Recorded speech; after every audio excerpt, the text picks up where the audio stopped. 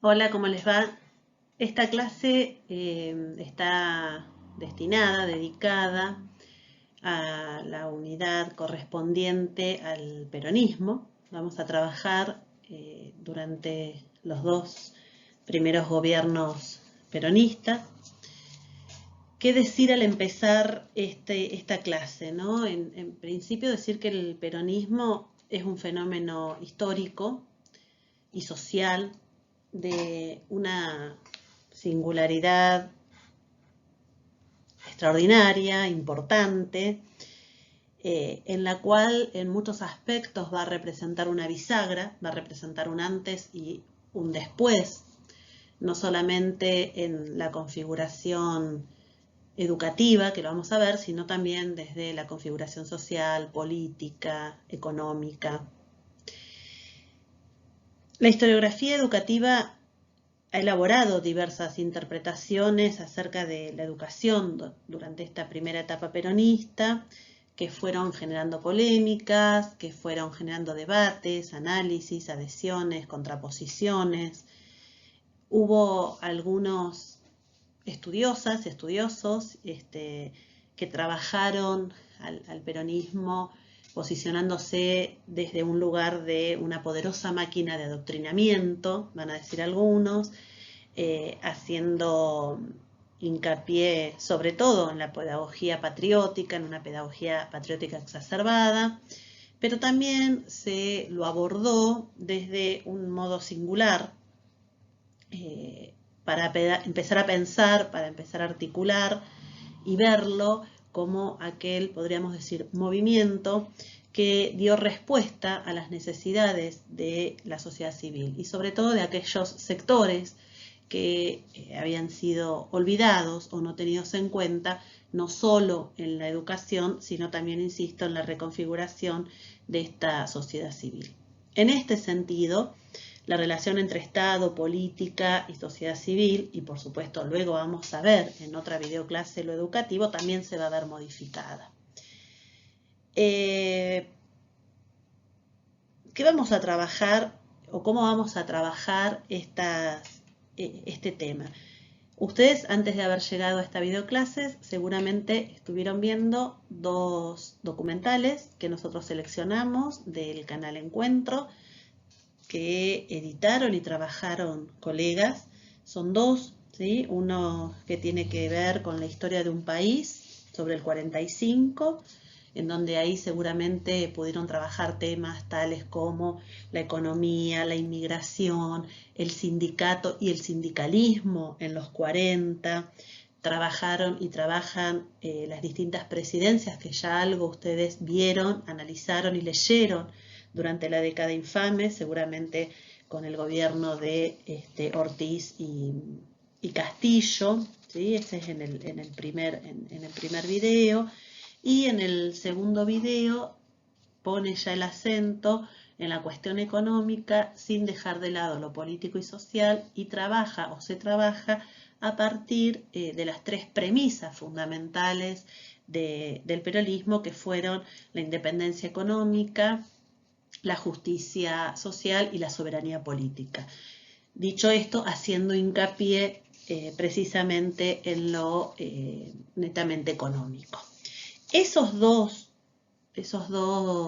documentales son interesantes, les marca un contexto, les marca el contexto en el cual nosotros después vamos a trabajar, ahí hay mucho dato, es necesario que ustedes lo refresquen y a la luz también de la bibliografía que tienen, ustedes van a tener para trabajar el marco histórico, el texto de Gorostegui de Torres, el texto de David Rock, que va a trabajar los nacionalismos, algo vamos a decir ahora, por supuesto, y ya después nos vamos a centrar fundamentalmente en la cuestión educativa. Dicho esto, entonces, tanto el documental como los textos que ustedes tienen van a hacer hincapié durante el gobierno, ¿sí? de Ortiz y Castillo, pero luego se pasa al gobierno de Ramírez. En el gobierno de Ramírez, o Ramírez es reemplazado por Farrell, y dentro del GO, que es el Grupo de Oficiales Unidos, va a estar o va a tener su participación activa Perón. ¿Sí? Perón forma parte de este Grupo de Oficiales Unidos que durante el gobierno de Farrell van a enfrentarse con las principales problemáticas del país y plantean de alguna manera lo que Gorostegui también denomina un golpe de Estado. A mí me interesa que ustedes en eso focalicen, Gorostegui va a trabajar muy bien esto, pero focalicen en la distinción que plantea sobre el 30, ¿sí? Por un lado, y el 43, ¿no? ¿Cuáles fueron las características del golpe del 30, con Uriburu a la cabeza y todo lo que ustedes trabajaron? Y en el 43, en realidad, en la cual tenía otra característica, otra simbología, sobre todo por las capas trabajadoras, ¿sí? que habían formado y que habían sido escuchadas de alguna manera por Perón, ¿sí? Y su grupo militar y vamos a decir sindical. Entonces me parece interesante cómo este artículo va a ir trabajando sobre esto. Ahora voy a volver. A partir de ello entonces, David Rock va a trabajar en uno de sus capítulos, que es el capítulo 5, denominada La Revolución Nacionalista. Ustedes lo van a tener, yo voy a dar una pasada muy rápida porque trabajan sobre el Plan Pinedo en 1940. Quizás no quiero volver a trabajar en esto, pero seguramente ustedes lo vieron en la unidad anterior, todo lo que fue el Plan Pinedo en materia económica, para refrescar algunas cuestiones que dice David Rock, ¿no? El plan Pinedo era un plan de recomposición económica en donde se proponía subsidios para las actividades agropecuarias e industriales, convirtiendo a los Estados Unidos en un mercado sustituto para los grandes excedentes de productos invendibles. El gran mercado de los Estados Unidos ofrecía enormes posibilidades y que para Pinedo no había ninguna razón lógica para que nuestra industria no pueda aprovecharla. De todos modos, el plan fracasa. Los radicales, que eran nuevamente mayoría en la Cámara de Diputados, se rehúsan a apoyar estas proposiciones del gobierno, con lo cual, bueno, Pinedo no tiene éxito ni obtiene las concesiones esperadas por Estados Unidos, ¿sí? En este sentido, en este capítulo entonces, David Rock va a trabajar el gobierno de Ramírez en su página 146 y 147, ya empieza a vislumbrarse la caracterización de la propuesta en el marco de los nacionalistas, sobre todo en los principios nacionalistas, en contra del liberalismo, en contra del imperialismo, del cosmopolitismo y el comunismo. Esto es para darle un marco de ideas o cuáles son estas ideas nacionalistas que nosotros vamos a ver, a analizar, a inviscuirnos cuando trabajemos las fuentes que ustedes también tienen para trabajarlas del periodo peronista, ¿no? Entonces, acá lo van a ver, digamos, todo lo que significó el GO. Redactó la proclama que anunciaba el cambio de gobierno, que retrataba a las Fuerzas Armadas como fieles y celosas guardianas del honor y tradiciones de la patria. El ejército reemplazaba a un régimen continuaba que estaba carcomiendo las bases de la nacionalidad. A pesar de que el GO estaba integrado por nacionalistas, la junta militar que se instaló en el poder comenzó siendo una coalición integrada por nacionalistas y luego por liberales. ¿Sí? Bueno, el GO intrigaba en contra de los miembros liberales en algunos casos. Bueno, ahí van a trabajar ustedes fuertemente el papel de este grupo en el gobierno de Ramírez, ¿sí? Para luego ya en el 43, en octubre del 43, los nacionalistas finalmente se imponen a los liberales cuando fracasa el intento tardío de comprometer a la Argentina en la guerra apoyando a Estados Unidos. El golpe, dice David Rock en la página 147, al golpe de octubre lo sucedió un conjunto de medidas inspiradas en el ideario nacionalista. El régimen acentuó la lucha en contra de la corrupción y el soborno, redujo un 20% los arriendos rurales, congeló los alquileres, forzó a la Compañía Anglo-Argentina de Transportes de origen británico a reducir sus tarifas y en principio del 44 nacionaliza una empresa inglesa que es la Compañía Primitiva de Gas. Impuso en las provincias gobiernos militares, instauró, dice David Rock, una durísima censura a la prensa, decretó la abolición de los partidos políticos que habían fracasado en representar a la auténtica opinión pública y funcionarios del gobierno pronunciaron interminables discursos repletos de consignas nacionalistas como lo fueron la justicia, el deber y la honestidad. En noviembre Ramírez elogió a la población rural por estar incontaminada de las falaces ideas extranjeras que le llegaban de la ciudad. En ese marco, David Rock plantea fuertemente el concepto de justicia social. Y lo plantea también a partir del golpe del 43. ¿Qué quiero decir con esto? Que es interesante que ustedes vayan haciendo una lectura paralela entre Gorostegui por un lado y David Rock por el otro, teniendo ya lo que vieron en los documentales, porque les va a permitir armar, ¿sí?, las características de estas ideas, estas ideas que conforman, ¿sí?, el ideario peronista. Entonces, el otro concepto va a ser el concepto de justicia social. ¿Qué dice David Rock sobre la justicia social? Dice, tras la rebelión del 43, la justicia social se convirtió en un tema de debate permanente en los círculos nacionalistas. Su objetivo, observaban los doctrinarios, era reconstruir los grupos orgánicos que integraban la nación, el municipio y la familia, el gremio y la escuela, la elaboración de un pensamiento argentino, hijo de la tradición hispano-criolla, que nos emancipe para siempre de las ideologías extranjeras. En términos más prácticos, la justicia social era un eufemismo cuyo significado era la conformación de un sistema sindical controlado por el Estado, un sistema que habría de evitar la penetración comunista, proveyendo simultáneamente a los nacionalistas de instrumentos para establecer su dominación política. Escribía Sánchez Orondo en el 43, la conquista del Estado empieza por la conquista de la muchedumbre. Inmediatamente después del golpe, grupos encabezados por la Alianza de la Juventud Nacionalista reiteraron sus demandas en el denominado Estado Protector del Trabajador Argentino. Bueno, y ahí sigue trabajando fundamentalmente en lo que yo les pongo ahí, en una imagen que empieza siendo muy fuerte, y ahora vamos a ver por qué, que es la imagen de Perón como el primer trabajador, la nueva sociedad que comenzaba a reorganizarse y a fundarse en las Fuerzas Armadas, en las clases asalariadas y en los trabajadores.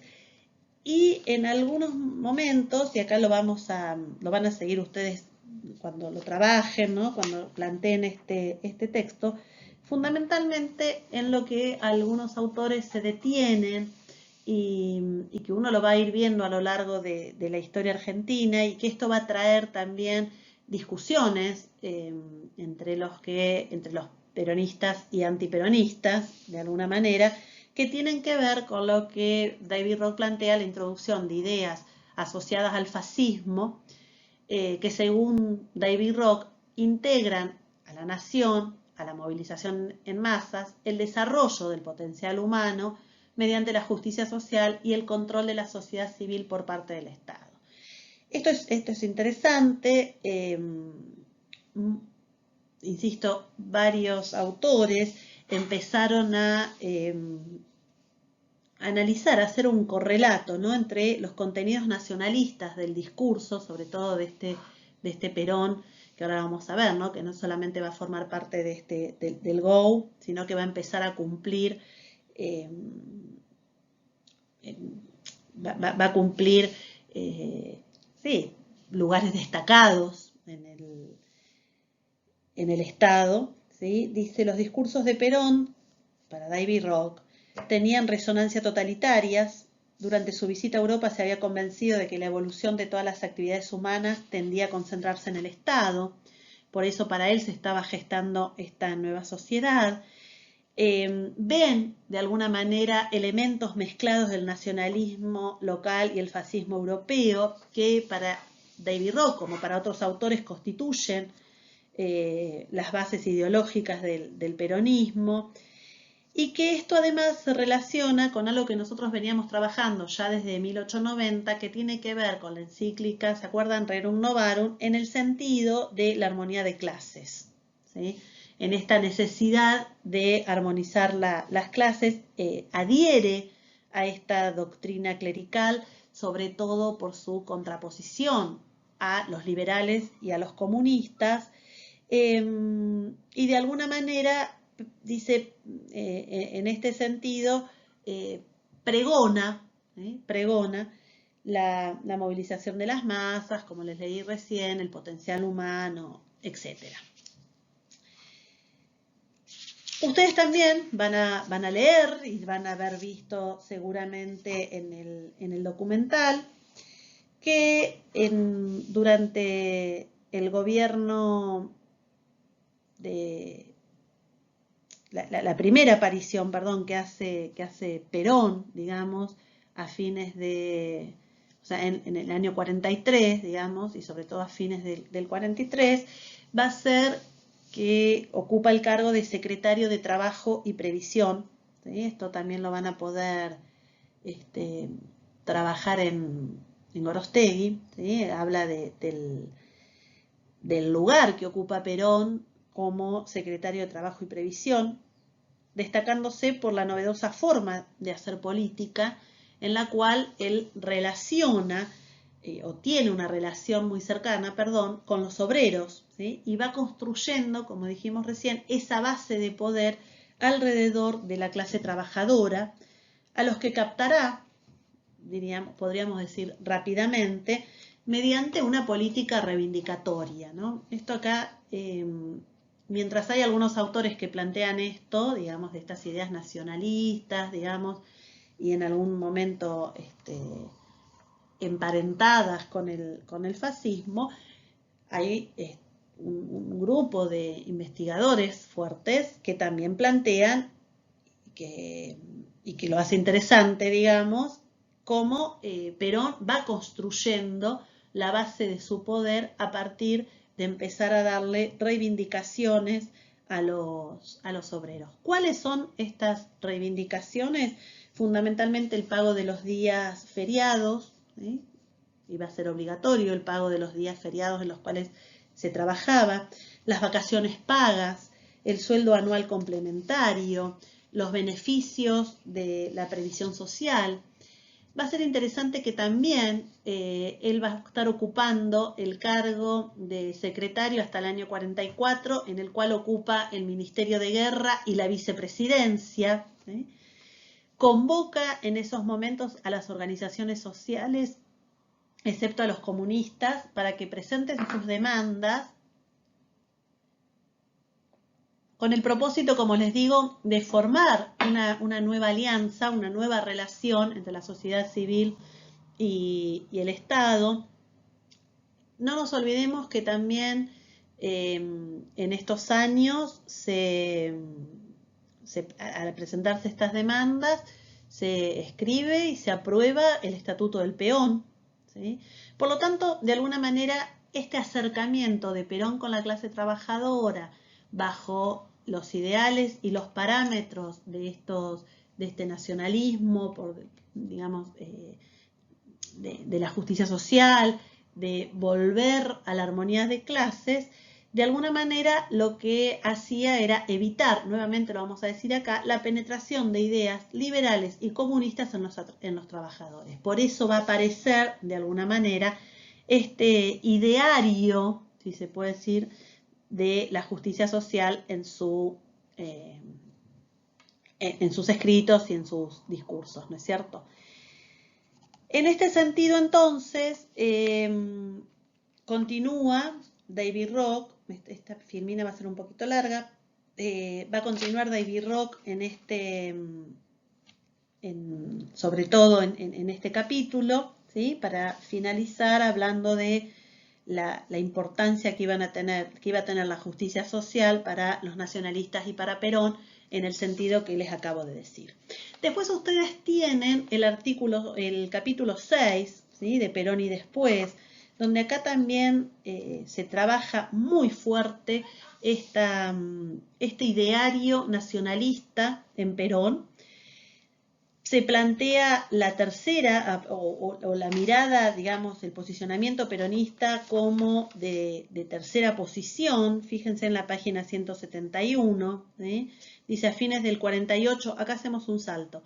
A fines del 48, ya en el ocaso de la euforia de posguerra y en el marco de un malestar creciente, comenzó a abandonar lo que él denominaba los métodos genéricos de la democracia y a instaurar una dictadura. Ello se tornó visible cuando el régimen empezó a enfatizar su doctrina nacional, su justicialismo, sintetizando en la idea de una tercera posición, una opción ideológica entre el liberalismo y el comunismo, en torno a las 20 verdades justicialistas que invocaban permanentemente la idea de justicia, de patriotismo, de soberanía, de igualdad, promoviendo también la definición de hombre cristiano, eso vamos a decirlo en breve, ¿no? Esta relación entre Perón y la Iglesia, y un tinte de, además de cristiano, humanista. El justicialismo era la expresión del pueblo en contra de los círculos, un modo peyorativo y antiliberal de denominar a los partidos políticos. Hacia fines de esta década, Perón insiste nuevamente en que su movimiento y la nación eran la misma cosa.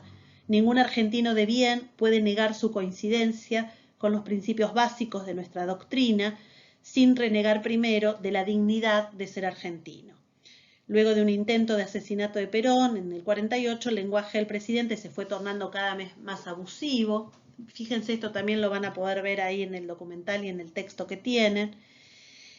Dice, atacaba a los enemigos, a los infiltrados y a aquellos que se veían en contra del régimen, bueno, como inmorales, ocultos y clasistas. Este es un texto que deben leerlo tranquilas y tranquilos,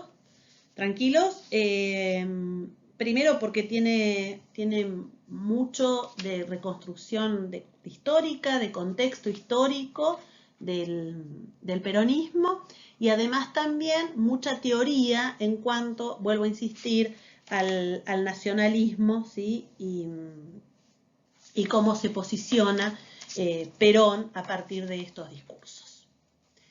Dicho esto, entonces, vamos a decir, y ustedes lo habrán visto, el transcurrir del gobierno de Farrell, que en realidad los sectores opositores empezaron a ver no con buenos ojos, ¿sí?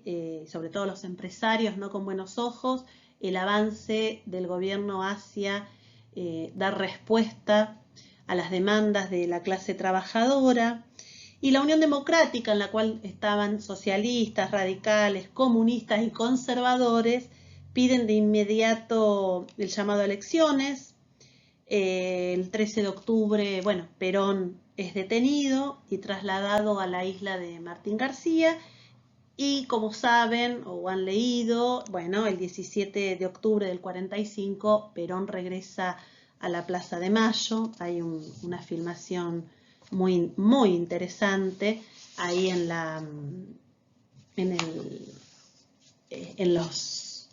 el documental que ustedes tienen, ¿no? Sobre este pueblo aclamando, por eso el 17 de octubre es considerado el Día de la Lealtad Peronista, porque es cuando Perón vuelve, de alguna manera, del exilio.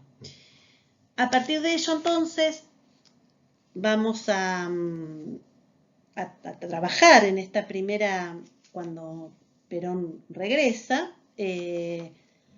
lo que significó esta revolución, sobre todo en materia política, y el pedido y el llamado a elecciones en el 46. Las elecciones van a llevarse a cabo en el 46, con Gorostegui van a trabajar toda la impronta entonces, y esto por favor recuerden cuando estén leyendo los materiales, cuando estén estudiando, las concesiones y la relación que Perón empieza a establecer con los obreros, con la clase obrera, fundamentalmente se da cuando él ocupa el cargo de secretario, ¿sí? En ese cargo de secretario él va a empezar estas relaciones con los obreros y de alguna manera, como lo dije, ¿sí? Va a empezar a formar bueno, su base política, ¿no? Y sobre todo esta relación fuerte que va a hacer que la clase obrera, ¿sí? sea aquella que vota al general Perón en las elecciones del 46. Van a ver ahí también, bueno, ¿no? Dice, ahora ya es nuestra, y si a esta altura de los acontecimientos la oposición se había definido, no se trataba del gobierno en general, sino de la persona de Perón, lo que empezaba a suscitar ataques, va a ser el líder de los trabajadores y hay una expresión muy interesante que dice, ahora ya es nuestro, usted es nuestro líder, ¿sí? Es la figura del líder, es la figura del primer trabajador, es la figura de aquel que va a poder llevar a cabo estos principios, como dijimos, de justicia social y de reivindicación obrera. Bueno, ustedes van a trabajar entonces, o habrán visto también, ¿no? En las elecciones del 46, en esta, habíamos dicho, el partido conformado por radicales conservadores y que de alguna manera van a Estados Unidos, ¿no? Le da el apoyo, por eso, nunca mejor dicho, Braden o Perón, ¿sí? Y en donde de alguna manera se plantea la justicia social versus la injusticia social, el autoritarismo versus la democracia, ¿no? En este sentido, entonces, hay una fuerte campaña, sobre todo para que Perón pueda llegar a ser presidente a partir de estas elecciones. Esto está muy bien trabajado ahí en estos videos, y que van a mostrar la primer presidencia de Perón, que va a ser del 46 al 52, y luego la segunda presidencia del 52 al 55. Bien, vayamos por parte entonces. A partir de la llegada de Perón al gobierno, yo acá les planteo lo que se denomina, y algunos autores denominan, la realización de un nuevo contrato. Gajero es quien habla de este nuevo contrato, de esta nueva relación que se establece entre Perón y la sociedad, que tiene que ver, como dijimos hasta este momento, con un carácter nuevo, ¿sí? Con un carácter nuevo de redefinición del ámbito estatal, de la sociedad civil, ¿sí? Y de la política. Niega la separación que teníamos, o la separación liberal que nosotros habíamos trabajado, ¿sí? Entre el Estado y la política, ¿sí? Por un lado, y la sociedad civil por el otro. Entonces esto lo niegan, esto es lo nuevo, y por eso empecé así, ¿no? Este contrato es nuevo en el sentido de que para él Estado, política y sociedad civil debían ir de la mano, no hay una distinción. Esto, digo, el análisis, ustedes lo van a profundizar, se puede profundizar, digamos, pero para esta hora que tengo de la videoclase le voy poniendo ¿no? Estas afirmaciones para que ustedes después la trabajen. Hay una necesidad innegable de cambio social y hay una apelación, que también lo van a trabajar ustedes seguramente en otro de los textos, que se llama Cuando la clase obrera entró al paraíso, que es de Pinoy Dussel, que en realidad es bien educativo, pero que también ahí hay una mención de que se apela no a los trabajadores como individuos, sino como clase transformadora, ¿sí? De la que el Estado era el vocero, combinando con un fuerte personalismo en la figura de Perón, ¿no? Considerando al derecho de los trabajadores como el interés para el desarrollo económico de la nación y por lo tanto había que contribuir a generarlo. Esto es bien interesante porque este sujeto ya no va a ser un sujeto individual sino de clase y una clase transformadora cuya voz está tomada, ¿sí?, por el Estado. Esto va a ser interesante, no sé si vamos a tener tiempo, pero bien, pensemos también cuando estemos trabajando o cuando se trabaje la constitución de este movimiento obrero y de la CGT, que nosotros bueno, ya lo teníamos previamente, pero de la CGT con un tinte sindicalista, ¿no? ¿Y qué significa este sindicalismo como una vía, como una línea de acción en los sindicatos, ¿no? Y sobre todo en la CGT? Bueno, ahora algunas imágenes, ¿no? Este contrato, este nuevo contrato en imágenes, fíjense, ¿no? Una familia, sobre todo, bueno, en una zona rural, desposeídos, como se verá ahí, ¿no? De una zona que no es fértil, y esta mano que va a ser el Estado, pero que además va a ser el peronismo, recuerden lo que leíamos recién de David Roth, ¿no? Donde el Estado, la política y la sociedad civil se unen, este Estado es el que los va a poder rescatar, los va a poder ayudar. Le está diciendo, hay una nueva forma de relacionarse. Esta imagen me parece muy significativa.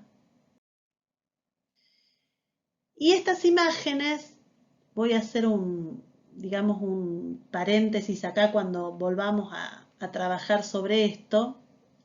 Solo quiero que la miren ahora, ¿no? De la Argentina hacia el mundo, de una Argentina que durante el periodo peronista, recuerden, estamos viviendo la Segunda Guerra Mundial y todo lo que esta Segunda Guerra Mundial nos ha dejado, con el principio fundamental que va a tener que ver con una propuesta económica que se empieza a desarrollar, que es la de industrialización por sustitución de importaciones, el ISI. Algo habíamos dicho en los periodos previos, sobre todo recuerden los primeros años del siglo XX, esta necesidad de la industria en contraposición a la ganadería, recuerden las reformas que para esto también se habían hecho en lo educativo, ¿sí? Ahora este ISI, la industrialización por sustitución de importaciones, va a tener otro carácter y de alguna manera va a ser la pata, el puntapié inicial de la independencia económica, ¿sí? Fundamentalmente. Bueno, esta también es otra imagen. Y acá también, ¿no? La justicia, fíjense el imperialismo económico, el imperialismo político, y que frente a esto, ¿sí? Frente a los capitalistas, a la explotación, a la oligarquía, a los monopolios, bueno, debía enfrentarse el peronismo. Algunas cuestiones entonces a tener en cuenta que uno dice, bueno, ¿cómo uno puede sintetizar? Digo, es un tema, creo que es uno de los periodos en los cuales, sin dudarlo, la historiografía argentina, la historiografía latinoamericana, la historia de la educación más escribió. Preparar esta clase fue dificultosa en el sentido de que cuando uno trabaja el peronismo puede ir trabajando, cada una de estas diapositivas es un tema aparte. ¿Sí? Si yo trabajo la justicia social es un tema, si trabajo la soberanía política es otro tema, la independencia es otro, lo educativo, la iglesia, la relación que va a empezar a tener la educación con el trabajo a través de la educación técnica. Digo, el libro único, la penetración ideológica, el darle voz a los que no tenían voz. Hay un sinfín de escritos sobre el periodo peronista, entonces armando la clase, bueno, falta esto, falta aquello. Lo que quise hacer, y en representación un poco de la cátedra, es poner en discusión, exponer los temas, ¿sí? De alguna manera es decir, tirar en la mesa todos los temas para que después empecemos a trabajarlos, empiecen a leer, empiecen a buscar también ustedes, ¿no? Entonces, ¿cuáles son algunas particularidades? el peronismo entonces gana las elecciones del 46 proponiendo a la sociedad un programa relativamente democratizador de las relaciones económicas y sociales. Esto de relativamente, bueno, puede traer suspicacias, si tuviéramos la presencialidad lo charlaríamos, pero bueno, tiene que ver también con mostrar estos posicionamientos. Instauró uno de los primeros estados de bienestar de América Latina, construyó su hegemonía favoreciendo la movilización y la politización de las clases subalternas, ¿sí? Aunque bajo el vigilante control del aparato del Estado y del partido. Esto va a hacer también que se lo critique duramente a la política sindical y obrera que llevó a cabo el gobierno.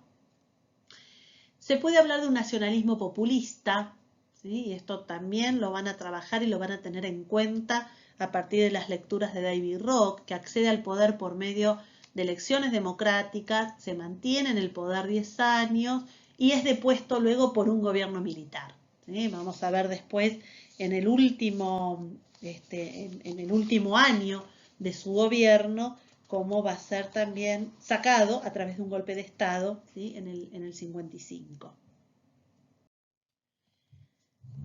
Lo dije una vez, pero lo vuelvo a decir, la justicia social, la independencia económica y la soberanía política como principios básicos de la doctrina justicialista.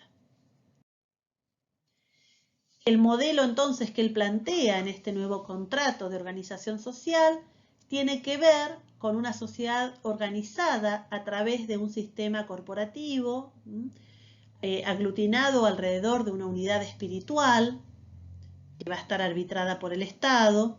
Por lo tanto, eliminará la posibilidad de conflicto social. Volvemos otra vez a lo que habíamos leído y habíamos trabajado a principios del siglo cuando hablábamos de la armonía de clases, ¿sí?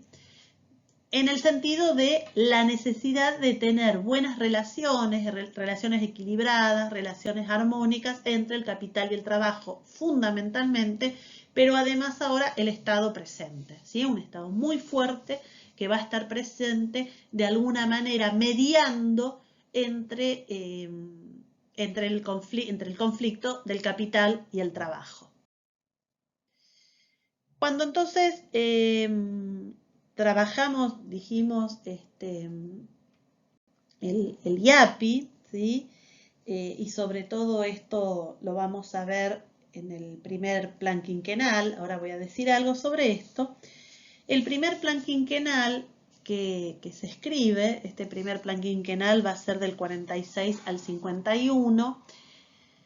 Lo que se estaba pensando fundamentalmente era en la necesidad de buscar el pleno empleo, el aumento del salario real y el crecimiento del mercado interno. Estos eran como los 3 puntos a los cuales fuertemente iba a estar dirigido el accionar, por lo menos económico. Esto lo van a trabajar muy bien en el segundo documental.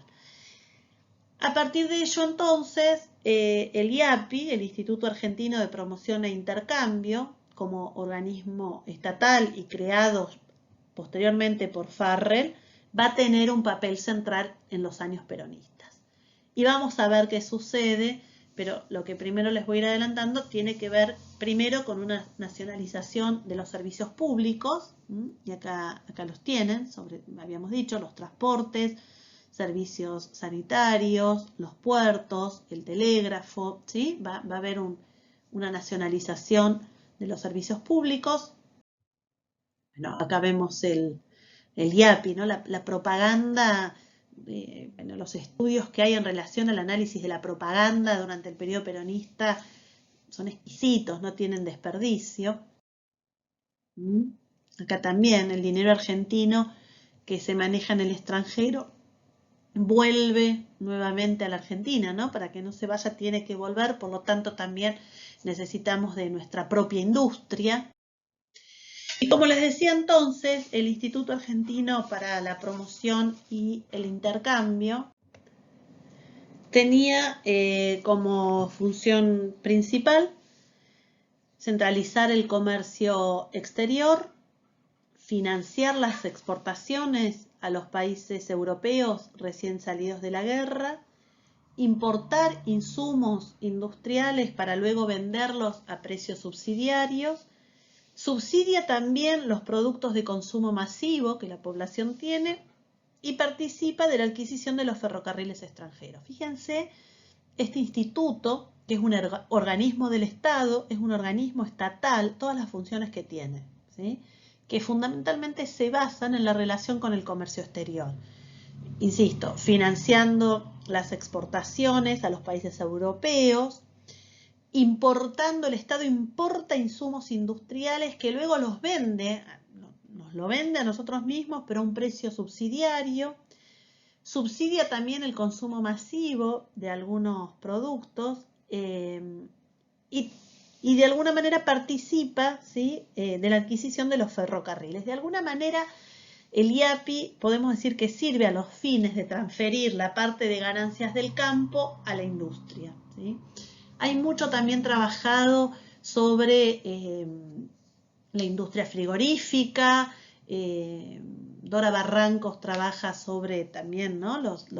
el teléfono en este momento. Hay una política migratoria también muy importante para que europeos vengan a América y a la Argentina.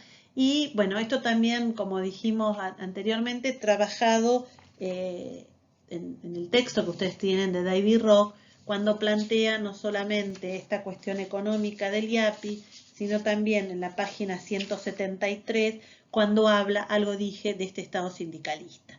Como define David Rock al Estado sindicalista, dice, como un viejo sueño de la comunidad humana. Una vez que se lograra, todos estarían representados en la legislación y en el gobierno por sus propios hombres. Entonces desaparecerá del escenario argentino el político, desarrollando su idea de comunidad organizada que habrá de superar la lucha de clases, mientras, a través de la colaboración de las clases, los propagandistas del peronismo sugerían una sociedad fundada en la organización sindical. El sindicalismo estaba enraizado en el derecho natural de que había nacido con la sociedad humana. Es inherente al género humano y pertenece entonces a su naturaleza. Sindicalismo significaba necesidad de unirse, sumarse, una unidad social. El liberalismo y la democracia significaban atomismo, sintetizado en la fórmula cada hombre un voto, mientras que acá los propagandistas del régimen auspiciaban un sistema unipersonal fundado en el gobierno paternal que encarnaba la voluntad nacional. Bajo este régimen se debía transformar la sociedad y el Estado. ¿Sí? Tranquilas, vayan leyéndolo, porque, bueno, lo que les digo es muy, muy interesante. Entonces, el objetivo fundamental de este plan quinquenal, los planes quinquenales, bueno, duran 5 años. El primer plan quinquenal, como les dije, fue del 46 al 51. Tenían por objetivo fundamental presentar la política económica, social, educativa, indígena, bueno, todo lo que se nos ocurra, digamos, que para poder organizar esta sociedad estaba escrito y estaba materializado en este plan quinquenal. También, bueno, analizarlo nos llevaría, no sé, una cátedra anual, pero sí entonces decir que el objetivo fundamental que va a tener este primer plan quinquenal dice: hemos trabajado para afirmar 3 principios éticos fundamentales que son la armazón moral de la conciencia social del país. Elevar la cultura social en las masas trabajadoras, dignificar el trabajo y humanizar el capital. El segundo plan quinquenal, no le puse acá la fecha, el segundo plan quinquenal es del 52 al 55. Antes de decir algo con respecto al plan quinquenal, vamos a decir que hacia el 49 la Argentina comienza a, no digo sufrir porque no, los países no sufren, la Argentina se encuentra inmersa en un estancamiento a nivel económico.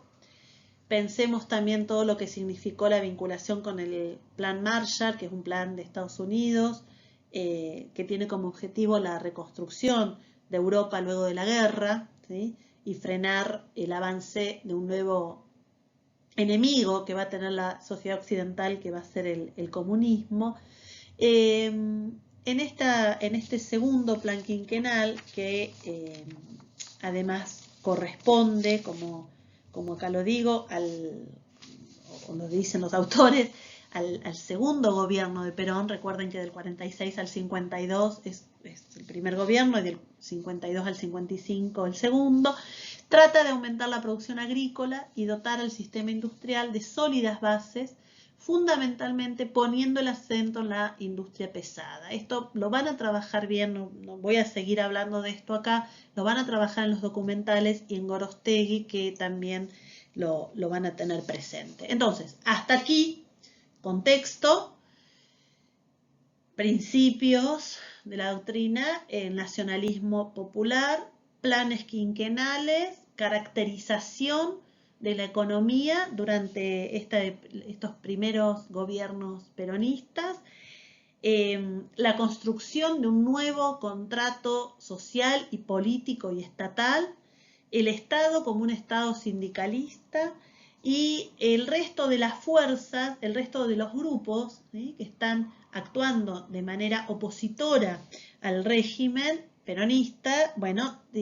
cómo van, esto lo tienen muy bien también visualizado en este documental, cómo se van posicionando frente a algunos, diríamos, algunos avances, algunas conquistas que el peronismo logra.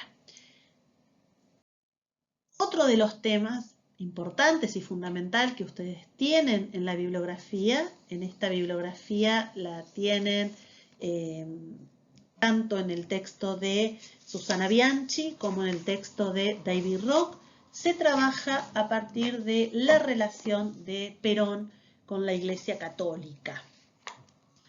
Esto es importante decirlo, que el peronismo revierte de alguna manera el proceso de secularización que nosotros veníamos, ¿se acuerdan? Bueno, ustedes lo deben haber trabajado desde el 80, ¿sí? Revierte este proceso de secularización.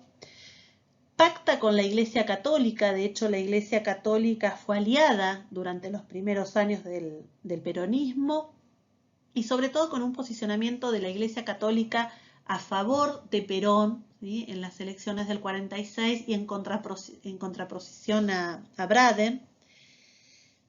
Y podríamos decir que en esto la Iglesia, en este posicionamiento, ¿no?, que la Iglesia hace hacia Perón en las elecciones, Perón, disculpen, le devuelve a la Iglesia el favor, por llamarlo de alguna manera, y sanciona la enseñanza de la educación católica en las escuelas públicas en el horario escolar y no contraturno.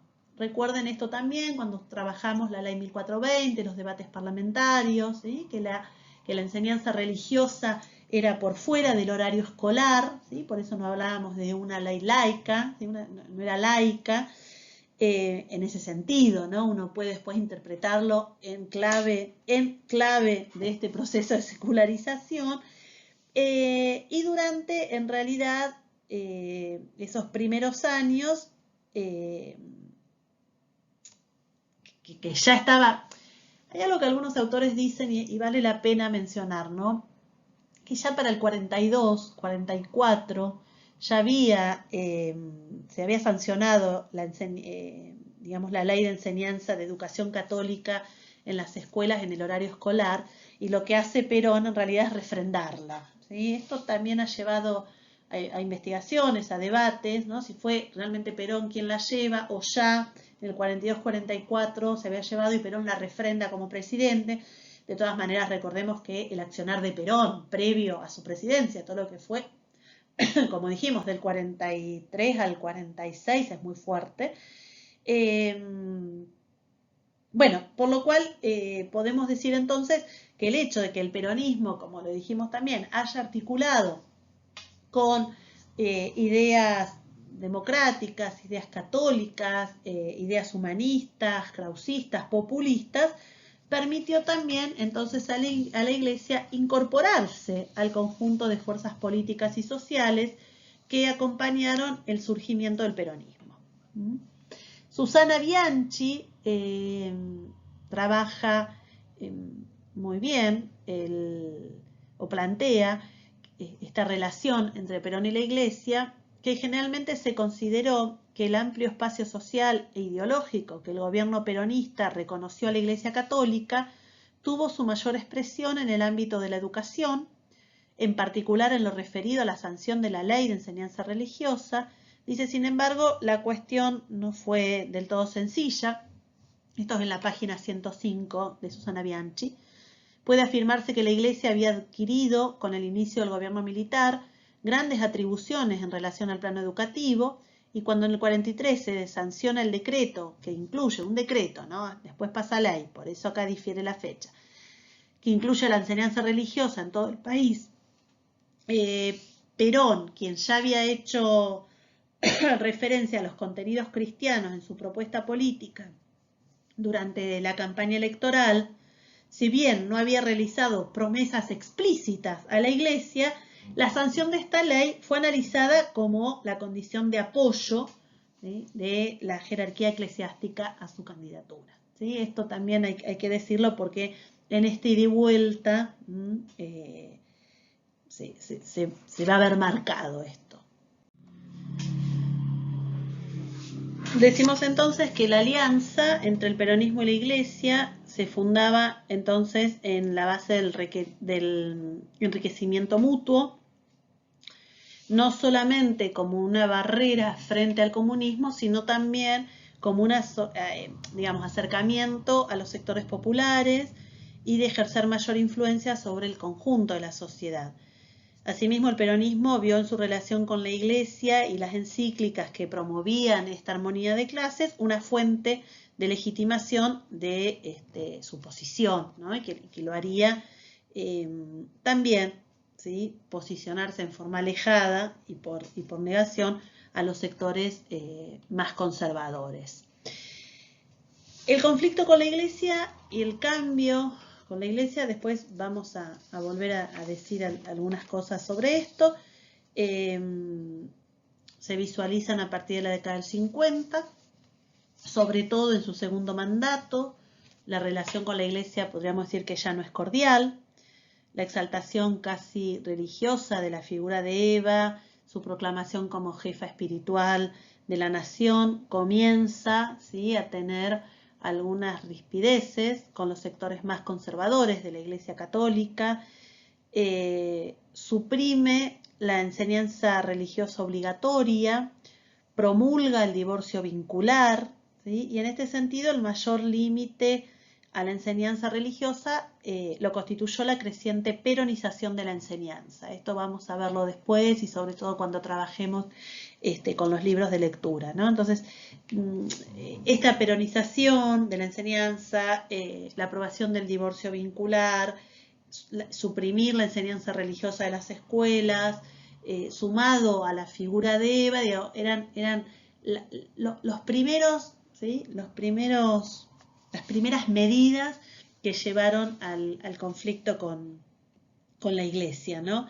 David Rock trabaja mucho desde la página 184 a la página 188, que tiene que ver, y después lo vamos a ver, con esta relación de Perón con la Iglesia. Dice, poco después la ruptura entre Perón y la Iglesia fue total. Hacia mediados del 52, esta última acusó al gobierno de permitir la proyección de películas inmorales y difamatorias. También aprovechó la oportunidad para cuestionar las crecientes restricciones impuestas por el régimen a la instrucción religiosa en las escuelas. Entre julio y agosto de ese mismo año, dando muestras de las deterioradas relaciones, la Iglesia ignoró la muerte de Eva Perón. Luego aparecieron nuevas controversias, fundamentalmente en el 54, cuando la Iglesia se opone a las actividades de un pastor norteamericano al que el gobierno prácticamente había auspiciado. Bueno, empieza a trabajar acá en el texto de David Ross también todo lo que significó, ahora lo vamos a decir, y que ustedes lo vieron en los documentales, las acciones llevadas a cabo, ¿sí? Las medidas llevadas a cabo por la Acción Católica Argentina, ¿no? Esto lo vamos a ir viendo luego. Solo para decir, cuando estén trabajando el texto de Susana Bianchi, que va a plantear el acercamiento, ¿sí? Y la crisis de la Iglesia y el peronismo, ¿sí? Ella plantea también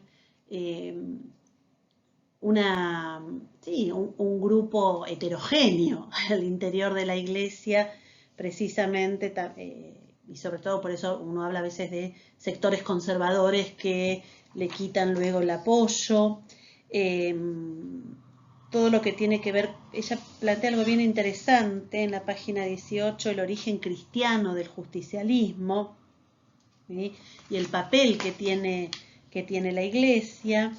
Luego sí, cuando va trabajando ella el plan quinquenal, el segundo plan quinquenal, con un posicionamiento muy fuerte de la familia, el papel de la mujer, ¿no? Este papel de la mujer, por un lado, como mujer trabajadora, pero a la vez guardiana del hogar, también es interesante verlo en el discurso, ¿sí? Peronista. Dice en la página 24, ¿no? Sobre todo en relación a la mujer, dice Susana Bianchi, la cuestión de los derechos de la mujer, que tanto para la Iglesia Católica como para el peronismo está indisolublemente ligado al tema de la familia, será otro punto que tiene resquemor. Paralelamente a la campaña que se implementa desde el Estado a favor del sufragio femenino, la Acción Católica Argentina organiza el Congreso sobre los derechos de la mujer. En principio, los sectores de mayor peso dentro de la Iglesia Católica no se oponían a la medida de otorgar la ciudadanía a las mujeres. Consideraban, como el peronismo, que el voto femenino podía significar un aporte movilizador de la vida pública. Sin embargo, su temor radicaba en los riesgos de la politización, en la manipulación que el peronismo podía ejercer sobre el sufragio femenino y en la consiguiente pérdida de la influencia eclesiástica sobre la tradicional piedad de las mujeres. Dice, el peronismo conocía estos temores y por medio de Eva Perón procuraba tranquilizar los ánimos eclesiásticos. Cuando hablamos del hogar argentino y de la mujer como símbolo de ese hogar, estábamos hablando de la mujer cristiana y del hogar asentado sobre esa sólida base moral tradicional. La mujer que está dando con su voto el matiz de su honradez de conciencia no puede equivocarse en su designio político y si viene de un hogar sometido a la inflexible ley de Cristo, ¿no? Esto es palabras textuales de Perón. Bueno, pero acá también plantea, ya para finalizar este capítulo, plantea el conflicto entre Perón y la Iglesia, ¿sí? Con la relación de Perón con la jerarquía eclesiástica, los conflictos y el gobierno que se hacen abiertos, y ahora vamos a ver, a partir del 55, con la quema de iglesias, expulsión de obispos, la separación, un proyecto para separar la Iglesia del Estado. A partir de ese momento, la Iglesia Católica, que antes había intentado también actuar como mediadora entre el gobierno y la oposición, se transforma en un espacio, dice, privilegiado de oposición política. Bien, este texto deben leerlo para poder precisamente trabajar la relación entre el peronismo y la Iglesia. Bueno, entonces acá pusimos, ¿sí? El Estado monopolizó el espacio simbólico público, la doctrina peronista fue reemplazando a la doctrina católica como religión oficial, el peronismo se estaba convirtiendo en una religión política, esto provocó entonces una relación tensa entre el peronismo y la Iglesia. Y finalmente trabajar sobre la Fundación Eva Perón, ¿sí? De alguna manera la fundación viene a reemplazar a las antiguas asociaciones de beneficencia, genera un espacio de protección estatal para los sectores más vulnerables de la sociedad, desarrolla una infinidad de acciones para la promoción de la infancia, Estas acciones que desarrollan son los rincones de juegos infantiles, los campeonatos deportivos, las colonias de verano, las colonias de vacaciones, la intervención que tiene como sujeto, diríamos, yo diría luego pedagógico, pero que tienen como sujeto privilegiado a los niños de los sectores socialmente postergados en la Argentina, ¿sí? Esto hace que, dice, la única religión es el peronismo y el único dogma va a ser la fe para Perón, ¿sí? Esto va a ser importante porque ustedes tienen también acá fuentes, ¿sí?, para poder trabajar lo que significó la figura de Eva Perón, ¿sí?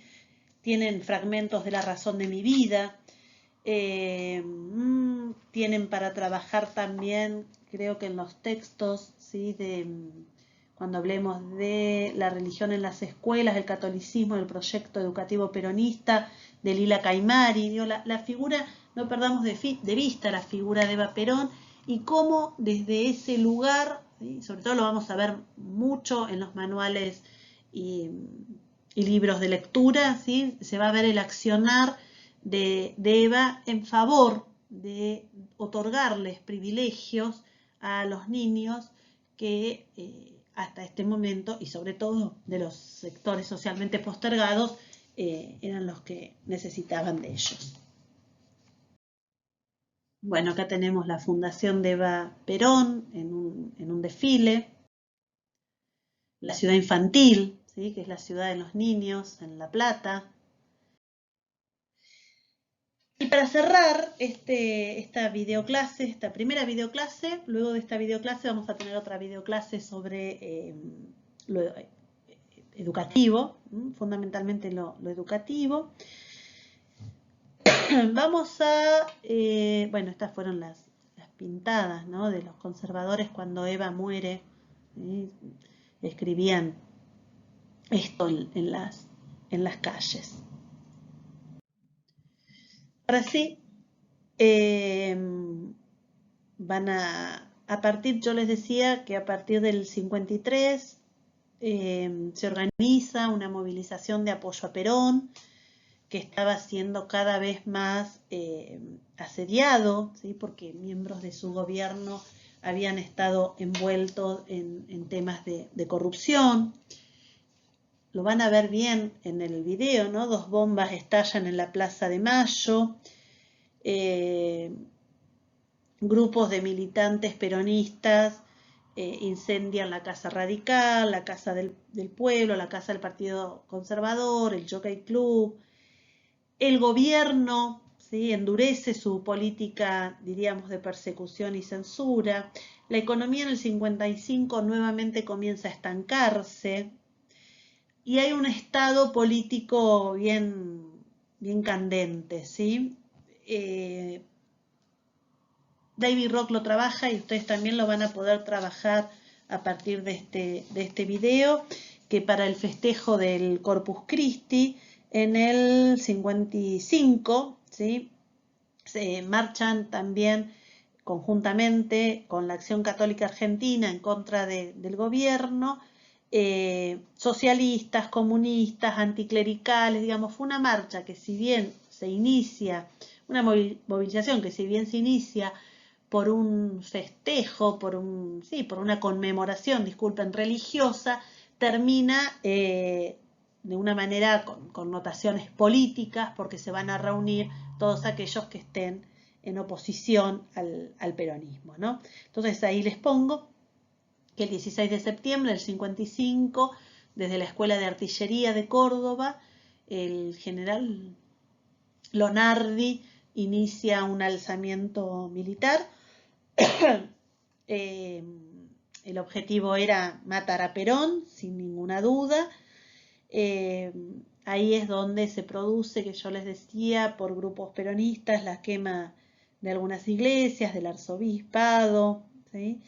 Y el 31 de agosto del 55, Perón pone a disposición su renuncia, pone su renuncia a disposición en la CGT y en los organismos partidarios, Esto provoca, por supuesto, una multitudinaria concentración en Plaza de Mayo, retira su renuncia, pero luego, ¿sí? con este alzamiento militar del 55, Perón decide abandonar el gobierno, viaja a Uruguay y bueno, nuevamente una historia de golpes de Estado en la Argentina.